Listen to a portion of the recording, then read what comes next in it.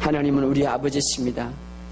육신의 아버지가 있지만, 육신의 부모가 있지만, 하나님은 우리의 모든 것이 아버지가 되십니다. 그래서 정말 아버지를 믿고 의지할 때에 그 아버지께서 오늘 여러분의 삶 속에 놀라운 축복으로 내려주실 줄 믿습니다. 우리가 지난 시간에 우리가 참된 믿음이란 무엇인가에 대해서 우리가 한번 생각해 봤는데, 믿음이라는 것은 단순히 마음으로 믿는 것만 믿음이 아니라 그것은 믿음으로 들어가는 첫 단계, 마음으로 믿는 것을 입술로 고백하는 행동으로 이어질 때에 그것이 바로 믿음이 되고, 그 믿음이 역사한다는 것을 우리가 배웠습니다. 이 사실을 우리는 굳게 믿어서 그대로 행하시기를 주의 이름으로 축복합니다. 특별히 믿음의 단계에 있어서 이 고백이라는 단계, 이 단계는 굉장히 우리가 믿음의 단계가 있죠. 성경에 보면 작은 믿음, 의심 믿음, 큰 믿음, 이렇게 칭찬하는 믿음 우리에게 말씀해 주고 있는데, 믿음의 단계, 이 믿음의 단계에 있어서 특별히 이 고백의 단계, 말씀을 믿는 것을 그대로 고백하는 행동의 단계, 여기까지 올라가서 계속 우리가 고백할 때에 어느 한순간에 이 고백이 믿음과 함께 폭발될 때에 입술의 능력이 나타나는, 그런데 고백할 때에 그대로 이루어지는, 우리가 이 순간까지 올라가야 되는 거예요. 여러분, 모든 것이 하루아침에 이루어지는 것이 아니고 우리 자연의 영역에서도 훈련되어져야 돼. 훈련되어져야 돼. 제가 우리 아파트에 그 운동하는 기구가 이제 생겨서 하는데 계속 처음에는 힘들더라고. 계속 훈련하는 거예요. 몸 전체를 훈련하는 거예요. 그래야 단련되고 거기에서 더 발전되는 거예요. 마찬가지로 우리가 믿음을 계속해서 훈련할 때에, 마음으로 믿는 것을 입술로 고백할 때에 우리의 상황과 우리의 모든 환경을 보지 말고 우리의 감각으로 생각하지 말고 하나님의 말씀을 고백할 때 어느 순간에 입술의 능력이 나타나는 것, 우리가 거기까지 우리가 이르도록 해야 돼. 예, 우리가 말씀을 마음으로 믿는 것을 입술로 고백해야 되냐면 주님의 생각과 주님의 말로 우리의 생각과 우리의 말이 일치로 시킨, 그때에 주님이 역사하는 겁니다. 할렐루야. 자, 오늘 본문의 말씀 따라합시다. 믿음의 바른 길을 걷고 있는지 시험하라. 참 중요한 말씀입니다. 정말 우리가 믿음을 받았습니다. 그런데 믿음 안에서 내가 걷고 있는지 시험하라. 오늘 본문의 말씀, 너희는 믿음 안에 있는지 너희 자신을 시험하고 스스로 확정하라. 다시 말하면 참 믿음을 우리가 소유하고 있는데 그 믿음 안에서 살고 있는지, 믿음은 소유했는데 나도 모르게 어느 한순간에 믿음의 바른 삶을 걷고 있지 않고 이탈되어서 말이라든가 행동을 하고 있단 말이에요. 그렇기 때문에 성경은 자신도 모르게 말과 행동에서 참 믿음의 삶에서 벗어나고 있지 않는지 너 자신을 시험하라, 너 자신을 점검하라, 너 자신을 확인해보라, 이렇게 말하고 있습니다. 할렐루야. 참으로 중요합니다. 시험해보라, 우리 자신을 확정해보라. 자, 성경에 보면 시험해보라 라는 말들이 몇 가지 나오는데요, 이 시험이라는 것 참 우리가 굉장히 좀 좋지 않게 생각하는 거예요. 그러나 시험은요, 좋은 것도 있어요. 자, 첫째로 보면 성경에 시험에 들지 않도록 깨어 기도하라, 이렇게 말합니다.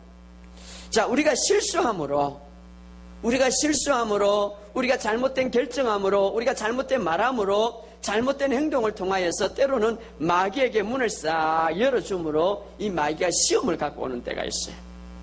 그래서 내 욕심이 잉태하여 죄를 낳고 죄가 잉태하여 사망에 이른다. 이 욕심 때문에, 잘못된 탐심 때문에, 잘못된 결정 때문에 마귀가 들어와서 우리에게 시험을 주는, 그런 시험이 있는가 하면 또 주님께서 우리가 더 나은 삶을 위해서 허락하는 것, 시련을 통하여서 더 아름다운 축복으로 더 아름답게 나아가는 것. 중학교, 고등학교에 가면 시험을 봅니다. 고등학교에서 대학 가면 시험을 봅니다. 어떤 그 과정을 통하여서 우리를 이끌어가는, 허락한 시험. 자, 이런 것들이 있는데 이것은 시험이라기보다는 우리에게 축복의 도구죠. 그래서 우리는 우리가 실수해서 사탄이 주는 시험이든 또 우리가 다가오는 이런 시련이든 중요한 것은 우리에게 합력해서 우리에게 놀라운 축복으로 이루어 나간다는 것입니다. 그래서 고린도전서 10장 13절에 우리가 꼭 기억해야 할 것은 너희에게 오는 시험은 너가 감당치 못하는 것은 하나님이 절대 허락하지 않는다. 그래서 어떤 사람은 내가 시험 빠지면 아이고 내가 실패자다. 아니에요. 너희에게 감당치 못하는 것은 허락하지 않고 또 시험 당할 점에 피할 길을 하나님께서 열어주신다. 이렇게 말합니다. 우리가 이 말씀을 꼭 기억합니다. 그리고 베드로전서 1장 7절에 보면 너희의 믿음의 시련이 나중에 금보다 더 귀하게 되어서 예수님께서 나타나실 때에 너가 칭찬과 존귀와 영광을 받게 될 것이다. 그것을 통하여서 왜? 너가 위대하게 단련되었기 때문에. 또 야고보서 1장 3절에서 4절에 보면 너희가 믿음의 시련을 잘 인내를 통하여서 통과하면 그것을 온전하게 이루면 너가 갖추어서 부족함이 없는 사람이 될 것이다. 자, 이런 말씀들을 우리가 종합해 보면 시련이든 시험이든 어떤 것을 통하여 내가 실수했던 어떤 것을 통하여도 다 나에게 유익이 된다. 오히려 자, 그래서 믿는 사람과 믿지 않는 사람의 차이는 어떠한 시험이 온다 할지라도 우리가 믿음에 서서 우리가 서 있다면 오히려 그런 것들이 도약의 발판이 된다. 도약의 발판. 중요한 것은 어떤 문제가 오든 어떤 시험이 오든 내가 어떤 생각을 가지고 그 환경을 대하느냐, 이게 중요한 거예요. 이게 중요해요. 어떻게 처리하느냐, 어떤 태도를 갖고 있느냐. 예를 들었어요. 내가 진짜 너무너무 앞길이 캄캄하고 지금 당장 여러 가지 어려운 환경 속에 정말 물질도 없고 몸도 망가지고 어렵다. 정말 큰 시험. 그런데 이것을 믿음으로 돌파해서 그 시험을 통해서 하나님의 기적을 볼 수 있는 기회가 되는 거예요. 기회가. 예를 들어서 다윗은요, 어느 날 이스라엘 나라에 큰 시험이 왔어요. 엄청난 어려움이 왔어요.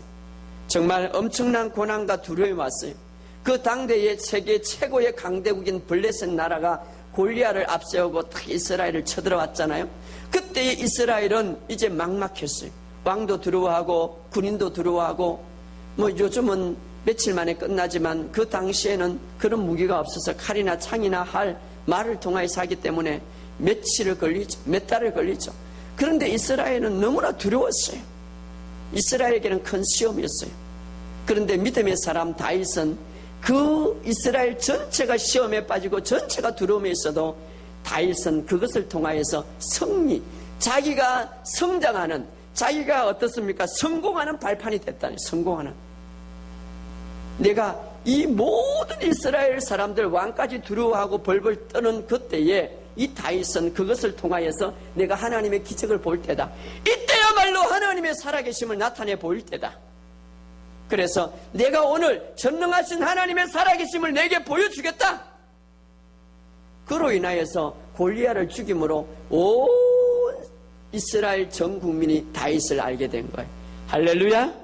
우리가 어떤 환경, 어떤 시험이 올지라도 우리는 그때 실패한 것이 아니라 오히려 성진하는 도구가 되는 거예요. 우리가 꼭 기억하는 것은 특별히 새로운 피조물, 우리가 새롭게 주님으로부터 영으로 새롭게 태어난 우리는 어떠한 환경 속에서도 이미 주님이 이겼기 때문에 거기에서 새로운 돌파, 새로운 하나님의 역사 경험할 수 있는 기회를 우리에게 만들어 놨다. 그래서 우리가 그것을 믿고 믿음으로 우리가 어떻게 생각하고 어떻게 우리가 믿음으로 대하느냐에 따라서 기적을 볼 때, 할렐루야. 어떤 사람이 질병에 걸렸어. 굉장히 힘들죠. 하나님으로부터 치유의 기적을 본다는 그때의 기적, 그때 기회죠. 그때. 그래서 저는 늘 그렇게 생각합니다.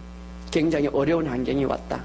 굉장히 힘든 환경이 왔다. 이때야말로 내가 전진할 때요, 이때야말로 기적을 볼 때다. 할렐루야. 따라합시다. 기적을 볼 때다. 그래서 성경은 이렇게 말합니다. 시험이 왔느냐? 너희는 기뻐하라. 할렐루야. 왜? 그때야말로 우리가 하나님의 살아계심을 맛볼 때단 말이에요. 그래서 시련이 오고 시험이 올 때 중요한 것은 어떤 태도로 그 환경을 보느냐, 이 말이에요. 믿음을 발휘하느냐 안 하느냐. 할렐루야. 자, 그래서 여러 가지 시험이 올 때에 여러분 두려워하지 마시기 바랍니다. 또 성경은 시험에 대해서 또 이렇게 말하는데 하나님을 시험해보라 이 말이에요.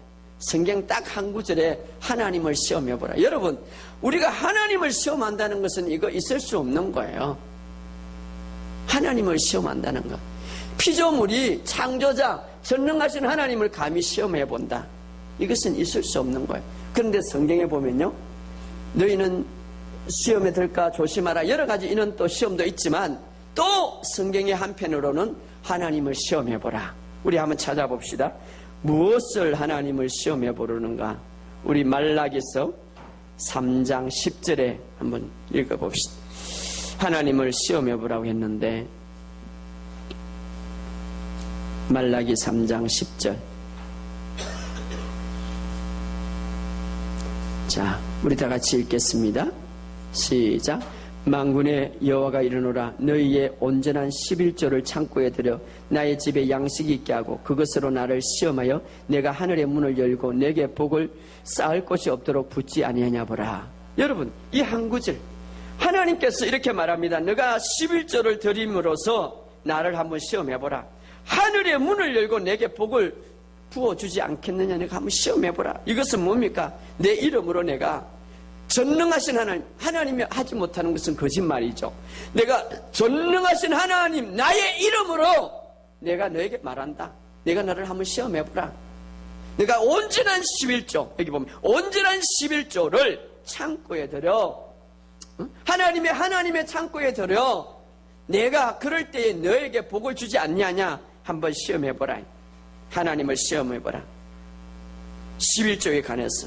왜냐하면 하나님은 우리에게 물질을 주기 위해서, 하나님은 우리에게 축복을 주기 위해서 우리에게 허락했는데 그 축복의 원리도 이 자연의 원리와 똑같이, 자연의 원리는 씨앗을 심어야 그것을 이루듯이 마찬가지로 11조의 씨앗이라는 이것을 통하여서 내가 너에게 복을 주고 싶다.